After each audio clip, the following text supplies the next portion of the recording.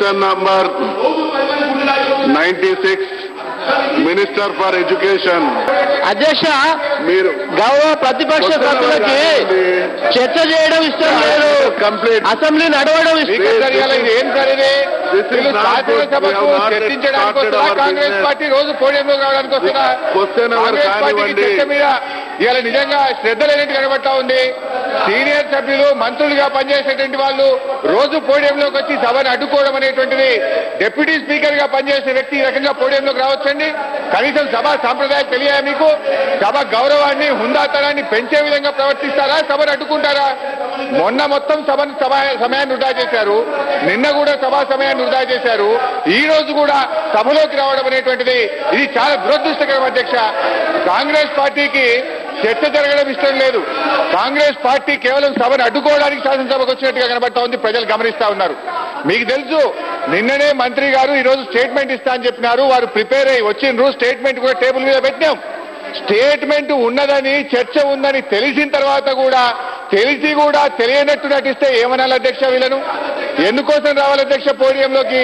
అంటే నిన్న బీజేపీ సభ్యులు ప్రస్తావించారు, క్రెడిట్ ఏమైనా బీజేపీ మేము కూడా ఇందులో పాల్గొనాలని ఒక రాజకీయ ఉద్దేశమే తప్ప నిజాయితీ లేదు. చర్చ జరగడంలో నిజాయితీ లేదు కాంగ్రెస్ పార్టీకి. మైక్ ఇస్తాం మాట్లాడండి, మేము మాట్లాడడం పోడియంలోకి వస్తాం. మైక్ ఇస్తాం మాట్లాడండి అంటే మేము మాట్లాడడం పోడియంలోకి వస్తాం. మైక్ ఇస్తాం మాట్లాడాలంటే మాకు చర్చ వద్దు, అవన్నీ అడ్డుకోవడానికి అసెంబ్లీకి వచ్చినాం. వాళ్ళ ఈ ప్రభుత్వం ఏమో చర్చ జరగాలి, సభ జరగాలని ప్రభుత్వం ఉంటే చర్చ వద్దు, మేము అసెంబ్లీని అడ్డుకుంటాం, అధ్యక్ష.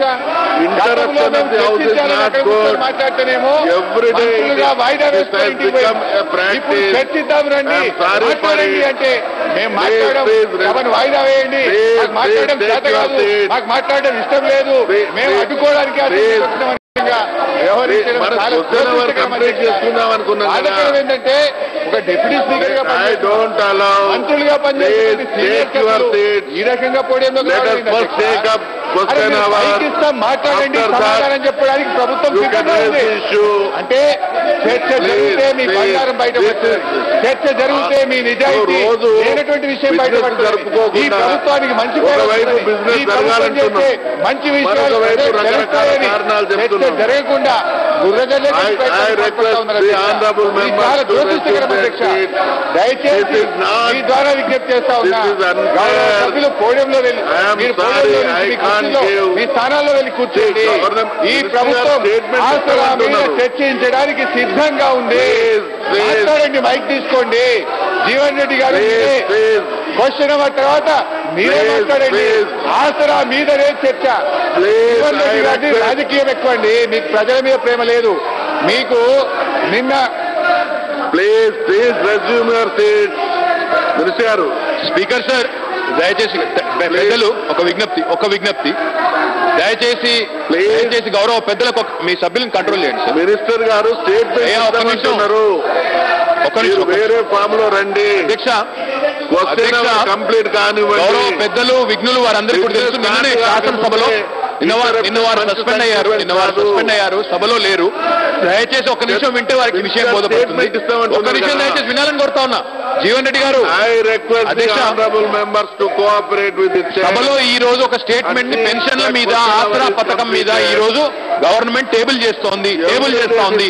మీరు ఒకవేళ స్పీకర్ గారు అనుమతిస్తే షార్ట్ డిస్కషన్ కైనా, పథకానికి సంబంధించి ఏ రకమైన సమాధానం ఇవ్వడానికైనా మేము సిద్ధంగా ఉన్నాం.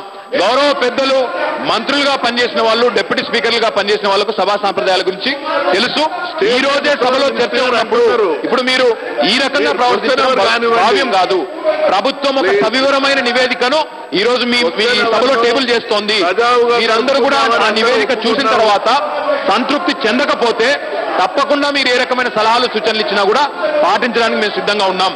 దేశం మొత్తంలోనే అత్యధిక మొత్తంలో పెన్షన్లు ఇస్తున్న ప్రభుత్వం తెలంగాణ ప్రభుత్వం.